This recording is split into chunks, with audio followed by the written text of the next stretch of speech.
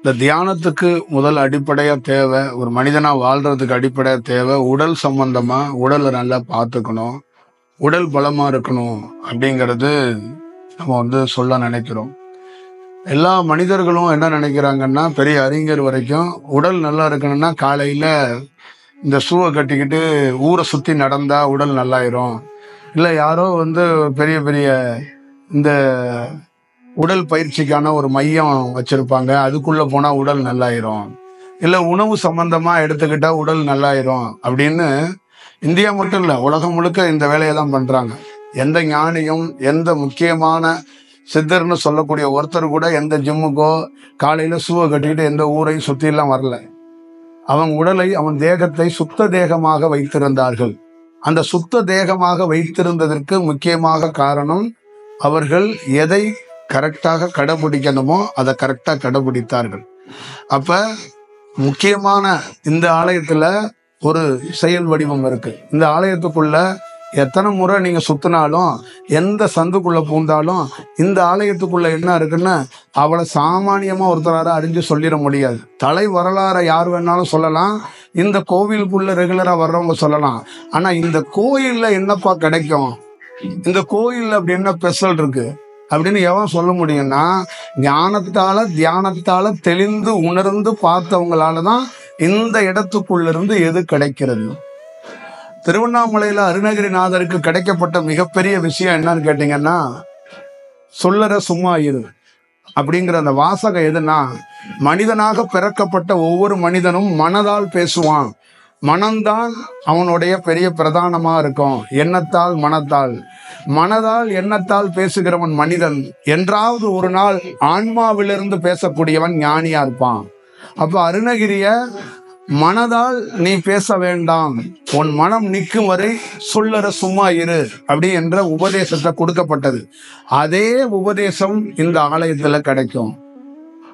மனதோட இருக்கிற மனிதன் ஒரு நாள் ஞானியாக மாறுவதற்கு இந்த ஆலயத்துல இந்த கோவிலுக்குள்ள அந்த செயல் இருக்கு, அந்த வடிவம் இருக்கு, அந்த தத்துவம் இருக்கு, அந்த ஞானம் இருக்கு. என்றாவது ஒரு நாள் அவனுக்கே தெரியாம அவன் மனம் நின்று போயிடும்.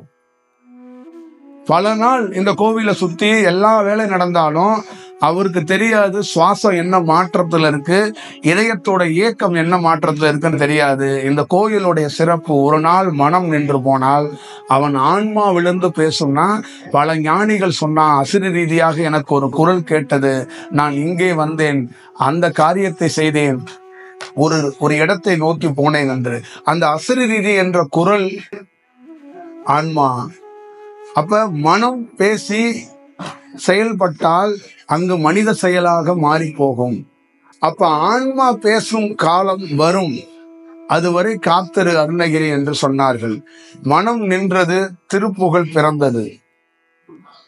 அந்த மனம் நின்னதுனாலதான் ஆன்மாவிலிருந்து வந்ததுதான் திருப்புகழ், ஆன்மாவிலிருந்து வந்ததுதான் திருவாசகம்.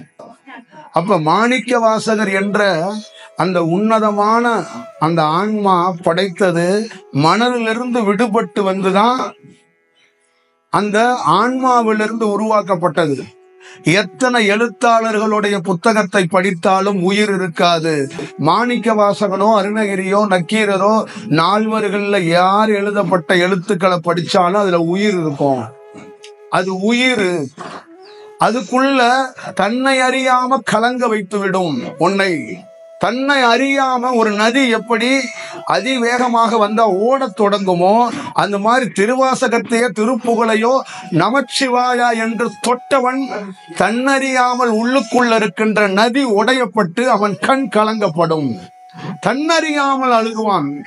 விழுந்து அடிபட்டு வலியால் துன்பத்தால் நோயால் தாயால் தந்தையால் பிரிவால் அழுதவன் வேறு. ஆனா எதுவுமே இல்லாத, உருவம் இல்லாத, எதுவும் இல்லாத ஒரு 4 லைன் 4 வார்த்தையால் நம்மளுடைய உடைக்க முடியாத நதியை உடைத்து வெளியே நீராக கொண்டு வருவான். அந்த செயல் ஆன்மாவிலிருந்து இருக்கும். அதனாலதான் திருப்புகழையோ திருவாசகத்தையோ எங்கேயாவது ஒரு இடத்துல வாசிக்கும் போது தன்னை அறியாமலே ஒரு மனிதன் கண் கலங்கி விடுவான். இது தெய்வீகத்துக்காக பேசுகிற வார்த்தை அல்ல. எந்த சூழல்லையும் இந்த இறைவனை பற்றியும் இறை சித்தாந்தத்தை பற்றியும் பேசுறதுக்கு ஆயிரக்கணக்கான பேர் இருக்காங்க. நான் இறை சித்தாந்தத்தை பரப்புவதற்கோ பேசுவதற்கோ வந்தவனே கிடையாது. தியானத்துக்குள்ள இருந்து அந்த மனம் எப்படி ஒடுங்கினால் ஒரு வார்த்தை எங்கிருந்து என்ன வேலையை செய்யும், ஒரு மனிதனுக்கு எப்படி மாற்றம் கிடைக்கப்படும், என்ன மாதிரி வடிவத்தில் மாறத் தொடங்குவான் என்பதற்கான ஒரு வடிவத்திலிருந்து பார்த்து அந்த செயலை என்னோடு தியானிக்கின்ற எத்தனையோ மாணவர்கள் தமிழ்நாடு முழுக்க அவங்களிடம் சொல்றேன், குழந்தை மாதிரி சொல்றேன். உன்னுடைய வாழ்க்கையை மேம்படுவதற்கு நீ சில காரியங்களை செய்து கொள். உடலை சரி செய்து கொள். உடலுக்குள்ள இருக்கின்ற சில விஷயங்களை சரியாக பார்த்துக்கொள். பார்ப்பது கேட்பது மனிதருடைய இயல்பு. பார்த்தால் கேட்டால் ஒன்றும் நடக்காது. பார்த்தால் சிவலிங்கம் தெரியும், கேட்டால் இங்க இருக்கும் சவுண்டுகள், இங்க இருக்கும் மந்திர ஓசைகள் கேட்கும். ஆனால் உணர்ந்தால் தான் இறைவன் தெரிவான். உணர்ந்தால் மட்டும்தான் ஒரு வேலை நடக்கும். உணரலன்னு ஒண்ணுமே நடக்காது. இயல்பாக ஒரு மனிதன் தினந்தோறும் ஆலயத்தில் பார்ப்பதையும் கேட்பதையும் வாடிக்கையாக வைத்திருக்கிறான். உணர்ந்தவன் என்ன பண்ணுவான்? அவனே இந்த ஆலயமாக மாறி போயிடுவான். அவனை தான் கும்பிடுவாங்க நிறைய பேர். புரியுதுங்களா? அதுதான் வடிவம், அதுதான் செயல் வடிவம். அதுக்குத்தான் இந்த இடத்துக்குள்ள இருந்து ஒரு மனிதனாக பிறக்கப்பட்டவன் என்ன செய்யறான்? பல நாள் நீ இந்த ஆலயத்தை சுத்தி இருக்கிறாய், என்னை கும்பிட்டு இருக்கிறாய். ஒரு நாள் உன்னை கும்பிடப்படும்.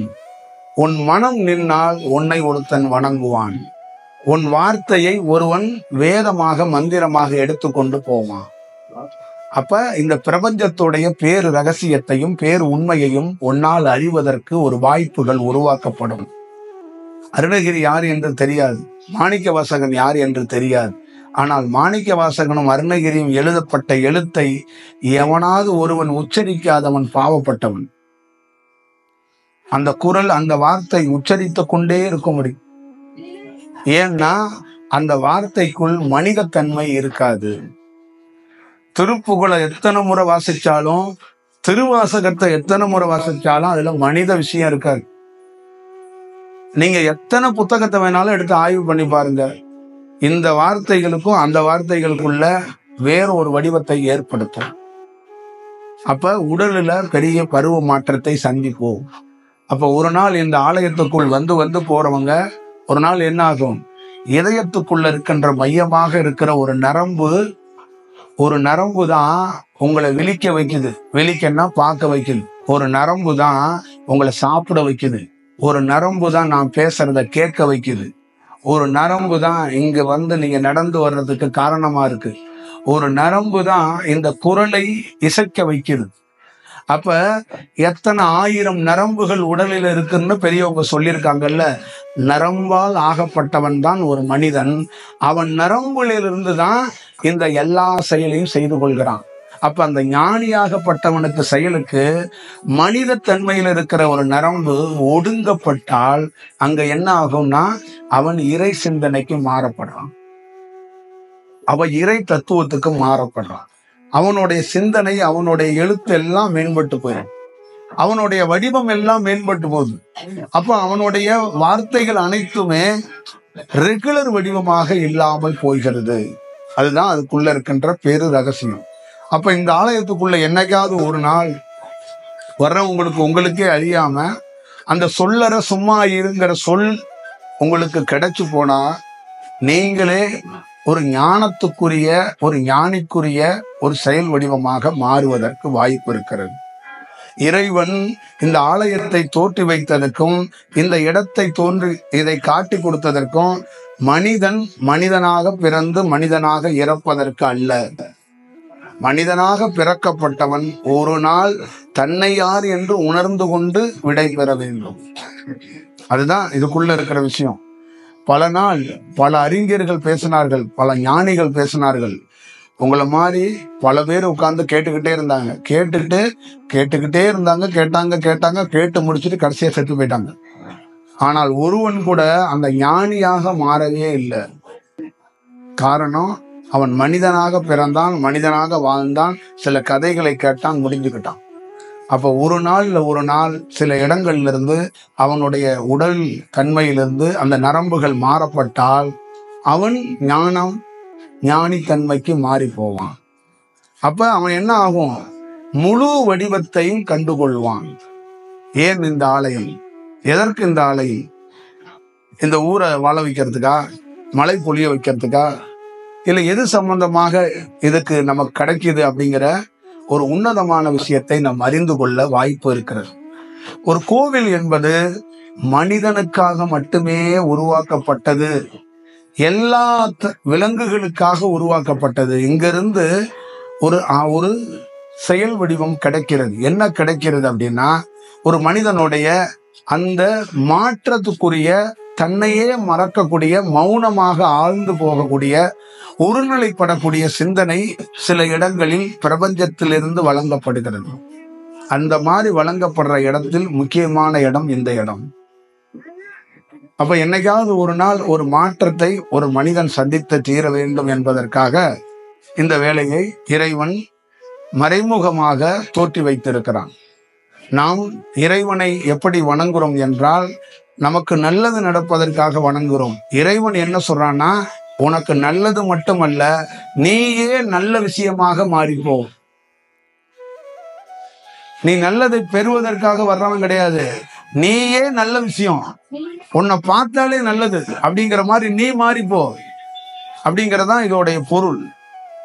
இந்த இடத்துக்குள்ள வர்றது இந்த செயல் வடிவம் அதுதான். அப்ப அவங்களுடைய விஷயம் என்னன்னா, பல நாள் பல பிறப்புகளில் பல ஆயிரக்கணக்கான பேர் வந்து இங்கு வணங்குவதற்காக இல்ல, ஒரு நாள் நீயே அதுவாக மாறிப்போ, அந்த செயல் வடிவமாக மாறிப்போ, அந்த தத்துவமாக மாறிப்போ. அதனாலதான் சொன்னாங்க, நீங்க திருப்புகழையோ திருவாசகத்தையோ எடுத்துனா அருணகிரி எது திருப்புகழ் எதுன்னு பிரிக்க முடியாது. திருப்புகழ் தான் அருணகிரி, அருணகிரி தான் திருப்புகழ், திருவாசகன் தான் மாணிக்க வாசகன். எழுத்து தனியா, எழுத்தாளர் தனியா இங்க பிரிச்சிடலாம். ஆனா மாணிக்க வாசகரையும் திருவாசகத்தையும் பிரிக்கவே முடியாது. மாணிக்க வாசகருடைய அந்த செயல் தன்னுடைய உயிரையே அதுல வச்சிருக்கிறாங்க. இவ்வளவுதான் விஷயம். இந்த வடிவத்தை இது வார்த்தையால சொல்றதுக்காக நினைச்சிடாதீங்க. பல கிராமங்கள்ல பல நாள் சாதாரணமா சுற்றி தெரிந்த எனக்கு இந்த தியானம் என்ற அற்புதம் வந்ததுக்கு அப்புறம் என் வாழ்க்கையில அவ்வளவு பெரிய மாற்றத்தையும் அவ்வளவு பெரிய உன்னதமான செயலை தெரிந்து கொண்டேன். இந்த உலகத்தில் இயங்குகின்ற ஒவ்வொரு இயக்கமும், இந்த தமிழ்நாடு முழுக்க எத்தனை ஆலயங்கள்ல எங்கெங்கெல்லாம் கட்டி வைத்திருக்கிறார்களோ அங்க என்னென்ன மாதிரி சக்திகள் இயங்குகிறது, அங்க என்னென்ன மாதிரி கிடைக்கிறது, அது என்ன ரேடியேஷன்ல வருகிறது, அது என்ன சொல்ல நினைக்கிறது அப்படிங்கறதெல்லாம் இந்த தியான வடிவத்தில் தெரிந்து கொண்டோம். அதிலிருந்து தான் பல மாணவர்களுக்கு எந்த கட்டணமும் இல்லாம, அதை எந்த வடிவத்திலையும் கமர்ஷியலா எடுத்துட்டு போயிடாம, மடம், சங்கம், ஃபாலோவர்ஸ், பக்தர்கள் கூட்டம், இந்த டொனேஷனு, இந்த மாதிரி இந்த பஜன் பாடுறதெல்லாம் இல்லாம பியூரா, எந்த பஞ்சபூதம் எப்படி எந்த வரியும் இல்லாம பியூரா இருக்கோ அந்த மாதிரி ஒரு செயல் பியூரா கிடைக்கப்படும். அப்படியே பியூரா கிடைக்கணும். அங்க காசுன்னு ஒண்ணு கொண்டு கொடுத்துட்டா அது பியூர் கிடையாது, அது அப்படியே மாறி போயிடும். இறைவன் அடைவதற்கு பணம் கொடுத்தா எவனாலையும் அடைய முடியாது. இறைவன் என்பதே பியூரான ஒருத்தன், சுத்தமான ஒருத்தன். அவன் பியூரானவன்கிட்ட போய் எதையுமே கலக்க முடியாது, அவன்கிட்ட எதையும் கொடுக்க முடியாது. அவன் சக்தி கிட்ட கொண்டு போய் எதை கொடுப்பீங்க? ஒரு நெருப்பு கிட்ட எதை போட்டாலும் எரிஞ்சு போயிடும். 10,000 காசை கொண்டு சிவபெருமான் போட்டீங்கன்னா அவர் நெருப்பு எரிச்சு விடுவாரு. அவர் என்ன எடுத்துட்டு போய் மல்லிகை கல்ல சோப்பு சீப்பு வாங்க போறாரா? சிதம்பரத்துல போய் நடராஜர் காலடியில் 50,000 போட்டீங்கன்னா அவர் என்ன எடுத்துட்டு போய் பெட்டிகள்ல போய் முறுக்கு வாங்கிட்டீங்க போறாரா? கிடையாது. நெருப்பு கிட்ட காசு போட்டா எரிஞ்சு போங்க. சிவன் யாரு? நெருப்புங்க. சிவபெருமான் என்ன தோண்டியது காசு வாங்குறதுக்காக தோண்டினாரா? மகனே, நீ 2 ஏக்கர் 3 ஏக்கர் நிலம் வச்சிருக்க, விவசாயம் பண்ணிட்டு அந்த நெல்லெல்லாம் போட்டு என் காலடியில காசை போடுறான்னு சொன்னாரா? எந்த காசை கேட்டார்? இல்ல மாணிக்க வாசகன் எந்த காசு கேட்டார்? அருணகிரி எந்த காசு கேட்டார்? ஊரா நடந்தான். எந்த சிவனடியார் காசை கேட்டான்? சில சிவனடியார் சொல்லி போனா காசையும் நகத்தையும் கண்டா ஆள்கொள்ளி வருது ஓடி போனான், ஒளிந்தாங்க. மனிதனை கண்டு ஒளிந்ததோட பணத்தை கண்டு ஒளிந்தாங்க. பல நாள் ரூபாக்கு நோட்டுகளை கண்டா ஓடி போய் ஒளிஞ்சுக்கிட்டான் சிவனடியார். ஏன் என்று கேட்டால் இறைவனை காண்பதற்கு தடையா ஒண்ணு இருக்குன்னா எதிரா இருக்குன்னா பிரதானமா மனம், அடுத்தது எதிரா இருக்குன்னா பணம்னா. இந்த ரெண்டு பிசாசுகள்கிட்டையும் நான் ஒளிந்தால்தான் சிவனை பார்க்க முடியும்னா. அதனாலதான் துறவின்னா துறந்தான். நீர் ஓடுகிறது குளித்தான், எவனோ ஒருத்தன் வழிபோக்கன் சோறு கொடுத்தான், உட்கார்ந்தான், சிவனை நினைச்சான், தியானம் பண்ணான், கண் முழித்து பார்த்தான், ஒருத்தர் தியானம் பண்ணிட்டு இருக்காரு, இன்னொரு லெமன் சாதத்தை வாங்கிட்டு போனான், இரவு சாப்பிட்டான், திருப்பியும் தியானம் பண்ணான், விடிந்தது. காலையில ஒரு அம்மா வந்து புட்டை கொண்டு வந்து வச்சுட்டு போயிட்டான். அப்ப அவன் சொன்னா, என்ன எங்க இருந்து வருகிறது இது தெரியவில்லை. இதற்கு அவன் நினைத்து கொண்டான், அப்ப இந்த உணவுக்காகத்தான் நான் உழைக்கிறேன் பணம் என்று சொன்னேன், நான் உழைக்கவே இல்லைங்க, உட்கார்ந்துருக்கேன், என்னை தேடி வந்துகிட்டே இருக்கேன்னா. அப்ப உண்மையாகவே ஒரு உண்மையான தியானம், உண்மையான சிவனடியார், உண்மையான சிவத்தை நோக்கிறவனுக்கு எந்த பொண்ணும் தேவையில்ல, பொருளும் தேவையில்ல, பணமும் தேவையில்ல, எதுவும் தேவையில்ல. அதனால எதுவும் ஆக போறது ஒண்ணுமே இல்லை. இதுதான் இதற்குள்ள இருக்கின்ற உண்மை ரகசியம், உண்மை தத்துவம். திருவாசகத்தை மாணிக்க வாசகன் எழுதப்பட்டதற்கு திறந்தார், எல்லாத்தையும் திறந்ததுனாலதான் கிடைச்சிட்டு. டே, குதிரை வாங்குற வந்த காசை எடுத்துட்டு போனா நீ குதிரை வாங்கிக்கிட்டு கடைசி வரைக்கும் குதிரையோட அந்த வாளோட முடியதான் புடுங்கிட்டு உட்காந்துருக்கணும். சிவனை எப்படி அறிவ? பாண்டிய மன்னனுடைய அந்த விசிறியை தான் நீ வச்சுட்டு உட்காந்துருக்கணும். இல்ல அங்க இருக்கிற மன்னர்களோட சில விஷயத்தை தான் வச்சிருக்கணும். ஈசனை அடைய வேண்டும், சிவனை அடைய வேண்டாம், திறக்கணும், எல்லாத்தையும் திறந்தாதான் முடியும். அப்படின்னா அந்த வந்திருக்க காசை வச்சுட்டு கோயிலை கட்டிட்டு சும்மா உட்கார்றான்ங்கிற வேலை தான் அது. அப்ப நீங்க நல்லா ஞாபகம் வைத்துக் கொள்ள வேண்டும், எல்லா ஞானியும் ஞானம் என்பது என்ன என்றால் திறந்தான், எல்லாத்தையும் திறந்தாதான் ஞானம். நீங்க வாழ்க்கையில எல்லா கடமைகளையும் செய்யுங்க, செஞ்சு முடிச்சுட்டு என்னைக்காவது ஒரு நாள் திறந்தால் மட்டும்தான் கிடைக்கும். நம்ம ஆளுங்க என்ன பண்றாங்கன்னா, எல்லா வேலையும் முடிச்சுட்டேன், இன்னமா வேலை வெட்டி இல்ல, நான் திறக்க தயாரா இருக்கேன், என்னை கூட்டிட்டு போங்கிறாரு. என்ன ஆள் எடுக்கிற வேலையா இறைவன் வச்சிருக்கிறான்? கடைசி காலகட்டத்தில் 65 வயசுல நீ எல்லா வேலையும் முடிச்சுட்டு வருவ, நான் உன்னை அள்ளிட்டு போறதுக்கு நான் என்ன இதா?